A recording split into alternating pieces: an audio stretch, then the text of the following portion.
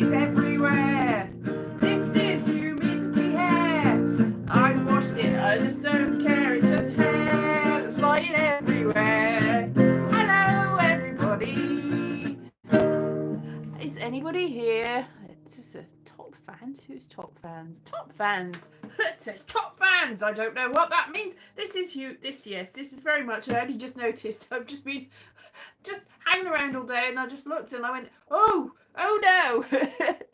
Happy Sunday to you. Yes, hope the weather is pleasant. It is humid. It's less so than yesterday, but a little bit more than the day before.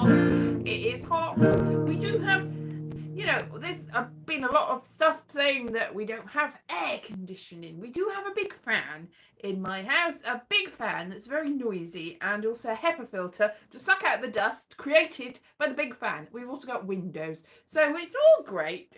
But it's not really made any difference to my hair, which is, I did wash it, but it's not too bad. But it's not too good either. It is humidity hair, yes. So hello everybody, how are you? I haven't made my Edinburgh show yet either though. I'm panicking a little bit. I'm hoping that nobody comes because I haven't got anything to show them.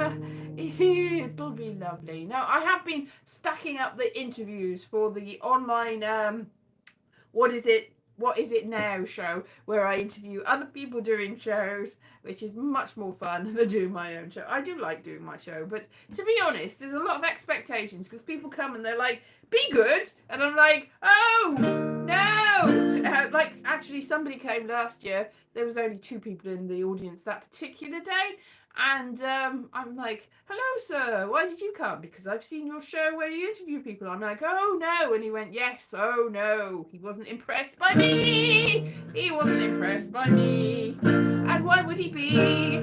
There would be no reason to be impressed by me. But yeah, come along if you want to, if you're in Edinburgh. Well, the thing is, I was thinking, it's going to be like a sort of, I'm not a famous person, and I know that. But you know those old, in the 80s and 90s and the early 2000s, they used to have an audience with, and they'd get some famous person, and the famous person would sit on stage and have all famous people in the audience, mostly famous people and some other people, and they would hold court, and they would do maybe a few amusing things, maybe sing a song, do some comedy, but really they were just there to hold court and be an audience with the person. And that's ideally what I would be, even though I am not famous and nobody would come to see me for that reason. Never mind.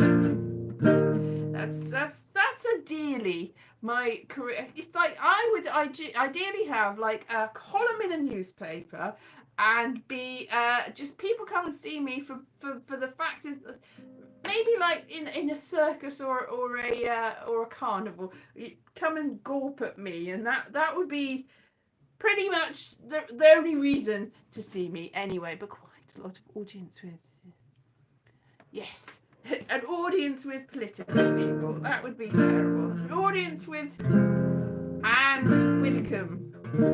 I was on a show with Anne Widdecombe once. Unfortunately, she was not in the room with me. I did, it was a podcast, but it was live from Borough, near London Bridge. And I was there doing a bit, and there were some other people like in the room. But Anne Widdecombe phoned from home, and she was on the podcast, and I was like, why? What is going on? What does she have? Why have you asked her on this podcast?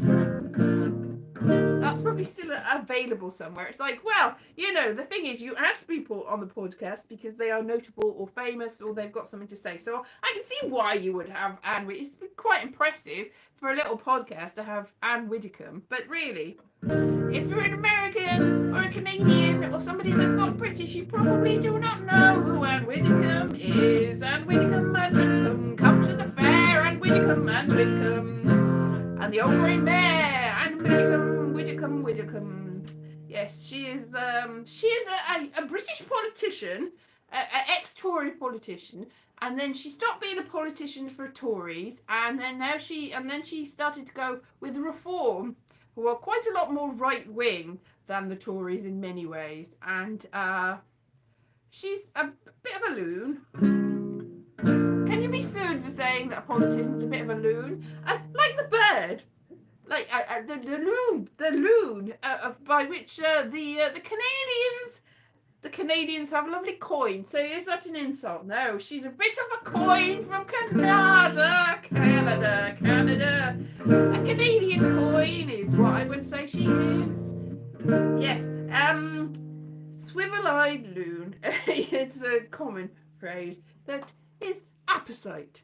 That's a good word, isn't it? Apposite. I'm suddenly I've turned into a dictionary. I'm like coming up with random words that I've never used before. I'm like, that's an apposite word to use in this situational situation. So maybe it's the weather, maybe it's the heat bringing out the words randomly, random words.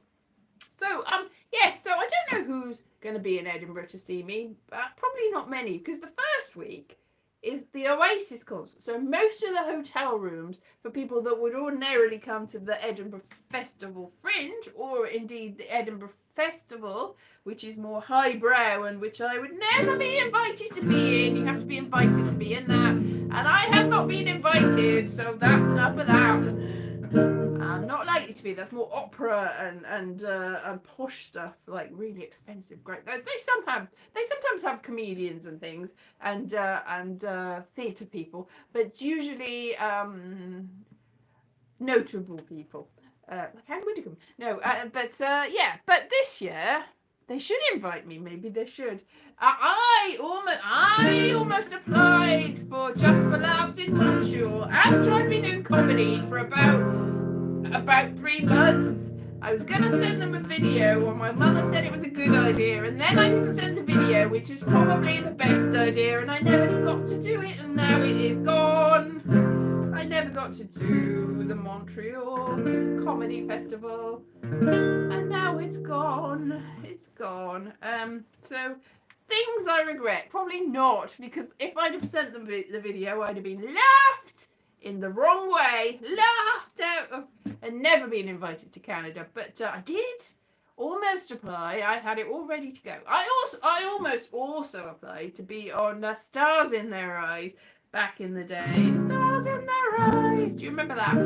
It's where you would dress up. You would go, "Tonight, Matthew," and then it was somebody else after that. Not Matthew, somebody else. Was it Graham Norton? I think they had it recently. Somebody like that. Yeah, they would go, "Tonight, Matthew, I'm going to be," and then they'd come up with some random pop star and go, "Never know what," and then they'd go behind a screen and it'd be da da da da da, and there'd be all smoke, and then da da da da, and they'd come out and you'd be like, "What?" Because they would actually tell you who they were going to be, so you didn't have to guess. It's, "Tonight, Matthew, I'm going to be Kirsty McCall." Oh, that's just a random person, and you go in and you'd be like, "Hello, I'm Kirsty McCall." You wouldn't do that.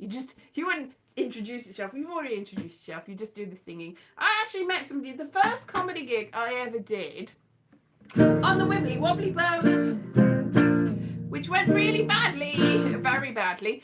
The headlining act that day was actually somebody who I didn't find out till much, much, much later had actually been on Stars in Their Eyes as Neil Hanlon, is it? Neil from the Divine Comedy. So that's interesting. So if you look up Divine Comedy on Stars in Their Eyes, then he was at my first gig ever. And nobody did well that night. Not everybody did well that night on, I don't think he won on Stars in Their Eyes. And he was very, very upset about the Wibbly Wobbly Boat gig, because it was terrible. It was absolutely terrible. And he was like, "That's the worst I've ever had. I'm going to give up comedy." He didn't give up comedy. I think he's still doing comedy. But he had a few bad years there. But he's back. I'm sure that maybe he's up there this year in Edinburgh. Anyway, no, I was going to go on Stars in Their Eyes, but I didn't know who I was going to be. So I thought 2 people that I could probably just about pull off were Julie London, who I'd seen perform in The Girl Can't Help It. She's a singer from the 1950s, and she sings "Cry Me a River," not the Justin Timberlake one. "Cry me a river." That's not how she goes, but "Cry me a river, I've cried a river over you. Anyway, I'd practiced it, so that was one, and the other one was Helen Reddy. Is that her? No, Helen. Yeah, the Angie baby. And I was like, I could probably just about do them. I couldn't actually really do them, but I wanted to be a Stars in Their Eyes, and it was like, who could I just about pull off? But then I thought nobody really knows who either of these people are, and I'm very unlikely to get on. I think what I said, I think I'd let slip to my mother that I was going to be on it, and she's like, nobody's going to know who they are. They're not going to let you on. I was like, all right, well, I won't apply then. So I never got around to applying, but I did get as far as having the form and filling it in and practicing my Angie baby. Ooh. That's not how she sounds, but as I said, whatever inroads I made into getting a decent enough impression, that's the word, at the time has well slipped. But Cry Me a River was my karaoke go-to song for a little while. Cry me a river, I've cried a river over you. You nearly drove me out of my head. Anyway, can't do it now. You never shed a tear. Remember. See, key change. I shouldn't have done the key change. I remember. I started off too high. All that you said. I'm exhausted from this weather. Told me love was too plebeian. Told me you were through with me. And now you say you're sorry. I can't remember how to do it because there's notes in it that I just about do at the time. For being so untrue, come on and cry me a river, cry me a river. That's not the notes. I've cried a river over you. Anyway, it was better at the time. I will let you know that. Anyway, that I've done it at karaoke though, so it didn't all go to waste, and people were quite impressed at the time at the karaoke. I remember and they were like, "Wow, that's good. Yeah, do it again." They didn't say. I can imagine they did. Anyway, it was a lot better at the time, if you can imagine. So they said, so no who she is. People who don't know who she is are lucky. People who don't know who. Oh, hang on. Who? Anne Widdecombe. I've gone back to see the things. It's like, what does that mean? People who don't know who I am are lucky. But, Anne Widdecombe. Show me your Widdecombe. Widdecombe. What's a Petticodum. See, that's a word I've come up with that doesn't even exist. Petticodum. Which is a lovely word to describe Anne Widdecombe. Doesn't even rhyme with it. Widdecombe, Middicombe, Siddicombe, Liddicombe. There's not really anything that rhymes with Widdecombe, is it? And Widdecombe. Josh Widdecombe, no relation to Anne Widdecombe. But I suppose you could put Stars in Their Eyes. No, you never seen me. Stars in Their Eyes. It's been da da da da da. Anyway, I did almost apply, but I didn't apply. So really, but I have been on TV, but not for a while. Not for a terrible long while. Not since. But I did fill in a form this week that asked. There was an equity form saying, "Have you been on reality TV? What were your experiences?" And I was like, "Oh, the tales I could tell," which is anonymous. It's an anonymous survey. They promised not to reveal who you were.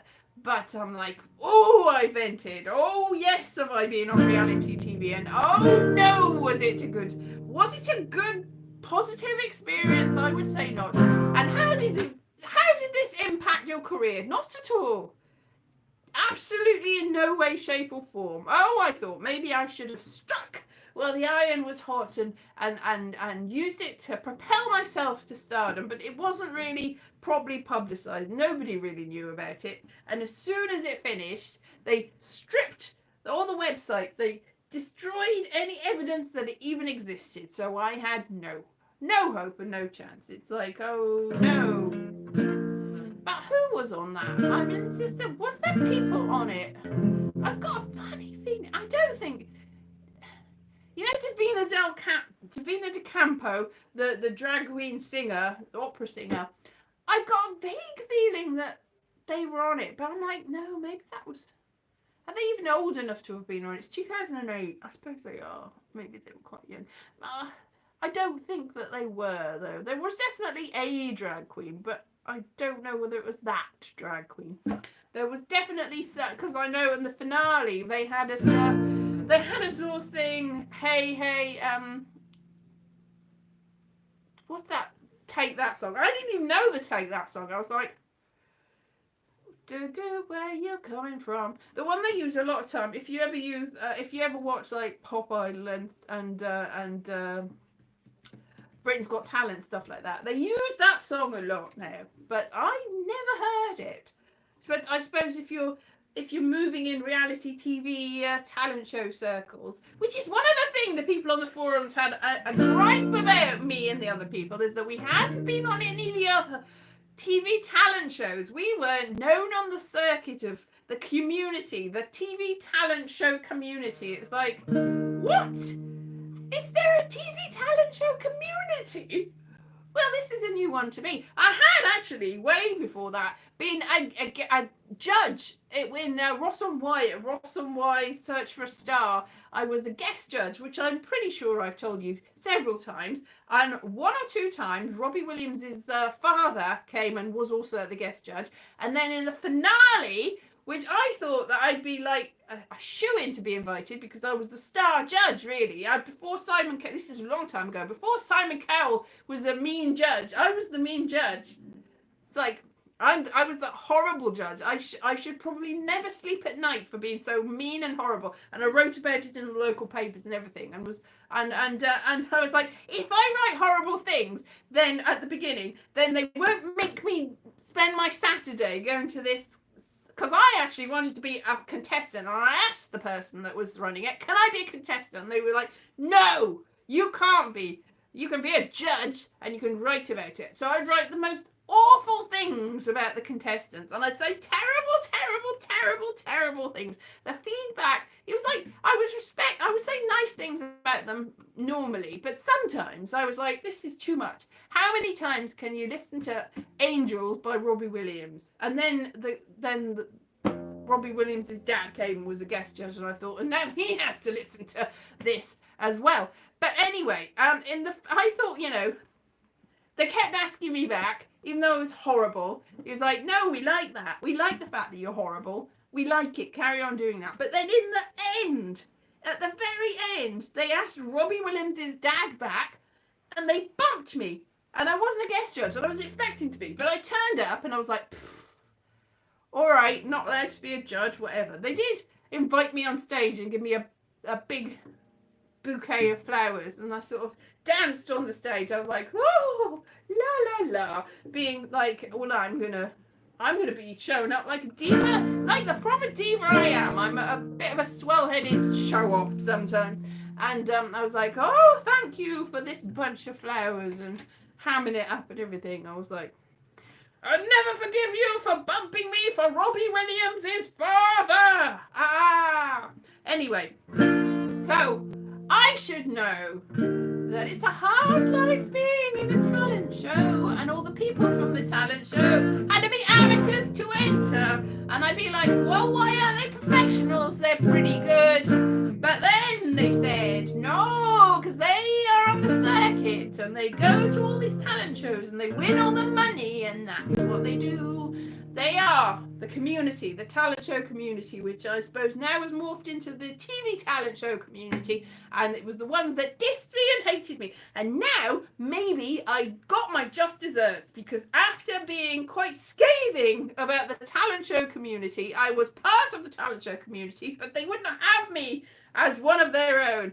And they were very ruthless and mean and horrible to me. And now I'm thinking about it, possibly some of the people that were mean and horrible did recognise me from a couple of years before being mean and horrible about them. So, karma is a bitch, to quote Joel Siwa, who is in the news lately for being obnoxious. But I think she knows that that is a deliberate act that she does. She has been going around being deliberately like because now she's done a cover of Kim Carnes's Betty Davis Eyes. That's her song. Betty Davis Eyes. See, that wasn't Kim Carnes, that was Jojo Siwa. So I could have, if I'd gone back in time, I could be, tonight, Matthew, I am Jojo Siwa, Betty Davis Eyes. Because that's a new song. Whoa, that really, no, I never sing again. So probably just as well. Knows it, baby,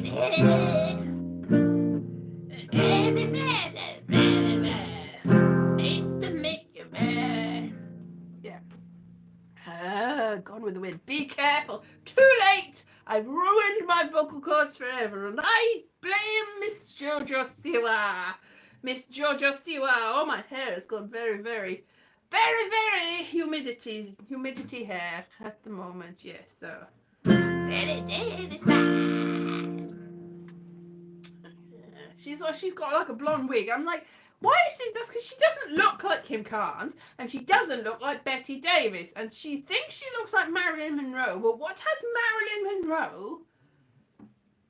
Or a sort of 1950s housewife, a lot of people have said. Like, if Marilyn Monroe and Doris Day decided to get into one of those machines that Jeff Goldblum went in The Fly, and then they came out the other side, and they're like, yeah, I'm a Jojo Siwa.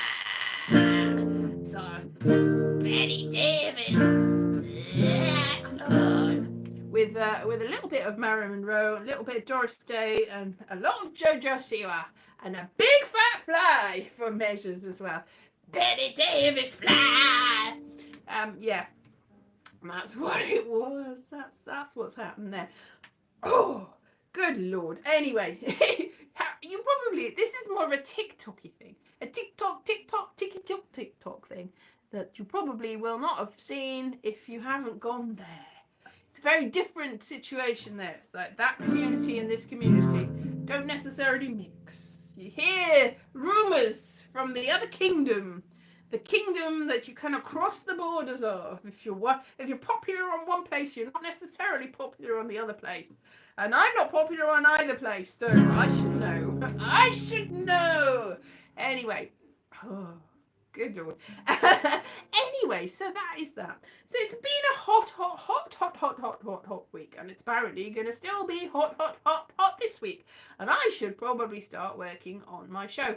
But I have instead been playing a game that a lot of people have been like promoting. I'm not going to say what it is because they're not paying me to promote it. But there's like an online game that a lot of that, you know, sometimes there's like instead of an advert, they suddenly just stop mid, and then they change costume. They're like, blah, blah, blah, blah, blah, and I play this game, and I shave with this thing, and I do this thing, and oh, this foot scrub is the best foot scrub ever. And then about 20 minutes later, they're still going on about it. And you're like, I want to see the rest of the video. Anyway, I've been playing one of those games, sucked in. I've been sucked in by these games. And then I've been watching all the videos about how to make that, because it's one of those ones where you collect the heroes and then you make them fight your little, and you're like, oh, and you get the best ones and you have to put gear on them and make them fight. Anyway, I'm like, oh, I want to get a better, because I started about 4 or 5 different accounts, because I'm like, I'm not getting any decent heroes. None of these can fight. And I'm looking at these videos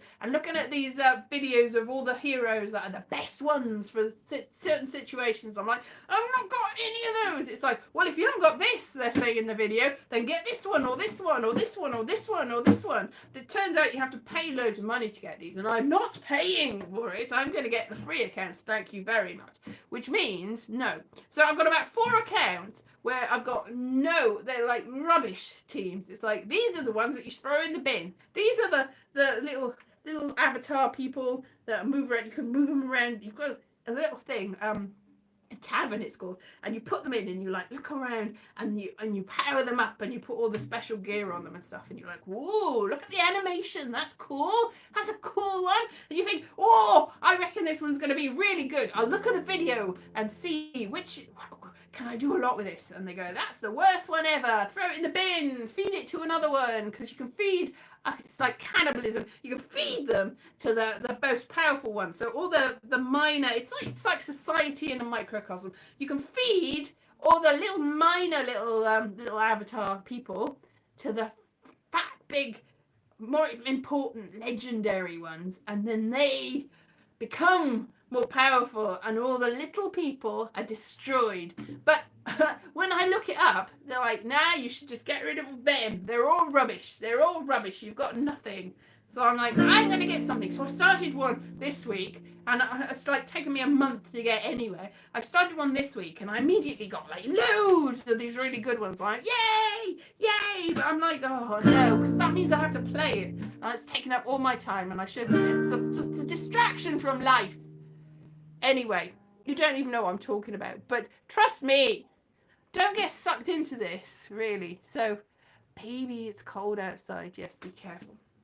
So I've lost you, haven't I? You're like, why do you want to know about that? But this is just me telling you, don't get sucked into these things unless they give you money. So maybe if at some point I go, here's a link to this thing, it's because I'm addicted to it, and I'm going to make everyone else play it too. So because if you get enough people to play it, then you get one of these special top heroes as well. And you're like, oh, look, I've collected a new one. But I won't do that, and I won't even tell you what it is, because then that means that they've got me. They have got me. So I was thinking of making content with these little things. I was like, well, maybe I can make some money out of telling people about it. But then these people have been at it for 6 years and know all about all the stuff, and I'm like, I've been doing it for a month, and I've got nobody and nothing, and I can't be any of the bosses. So that's tragedy. Not very much of a tragedy, to be honest. Yeah. So it's less than 3 weeks before I go to that there Edinburgh, and I'm going to be there for at least 3 in a month, and then I go to London, London for a week. So yeah, I'm doing all the cooking here, living in my parents' house. So Lord knows what they're going to do. Somebody's going to have to come and do all the cooking for them. I'm abandoning them! You're going to have to understand that my lack of a shirt take precedence. It's like, oh no, have you got anything to do in Edinburgh? Not really. It's going to be a bit of a disaster. But never mind. I'm standing for office as well. Oh, I actually got into something I applied for, so yeah. Oh, maybe, yeah. I don't know how long I'm going to stay. I will. But I don't know when it's going to be or how long it's going to be for. I haven't really got anywhere to stay. A couple of people said I could stay on their couches, but I can't stay on everybody's couches all at once. Can't be everywhere all at once. Oh, so many. So popular. Now, by the time I get there, they're like, oh no, not this week. We didn't mean this week. We meant at some other unspecified time that's not now. So, you have to. So I'm not sure what's going to happen there. But yeah. Anyway, so that is last week. Oh, my throat. Never be Jojo Siwa. It is hazardous to your health. Never. Even if you are Jojo Siwa, I would suggest don't be Jojo Siwa. There's other things you can be. Very much so. So, much buffering in the march. Yes, exactly. La la la. Oh, so.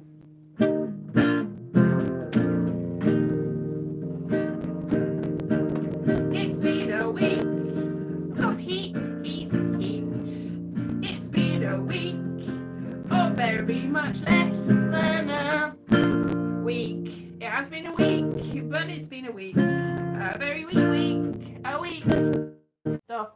Oh! I went back. Did you even see me do that? My song. It was a brilliant song, wasn't it? Yeah. Didn't see me because I disconnected. Much buffering. Yes. It's because there's not much internet to go around. It doesn't stretch as far as here. Anyway, it's been a week. So I started the song. It's been a week. A week. A week. A week. A week. A week. Anyway, so I'll see you again next week. And yeah, so at some point, yeah, the first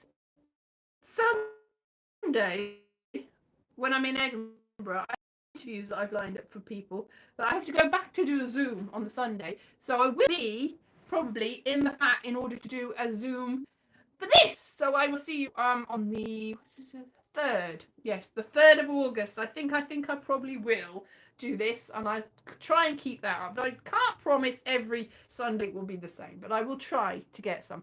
So I will drink something honey and lemon and something to cure my JoJo Siwaism. My JoJo Siwa knees. My JoJo Siwa. What sort of a disease would you have if you were Siwa? Just my JoJo Siwa. That sounds bad enough as it is. Some terrible, terrible skin-related and throat-related terrible disease. Anyway, I will see you again next week. Sweet mystery of love. And yeah, have a good one. Don't get overheated. Keep well. Bye.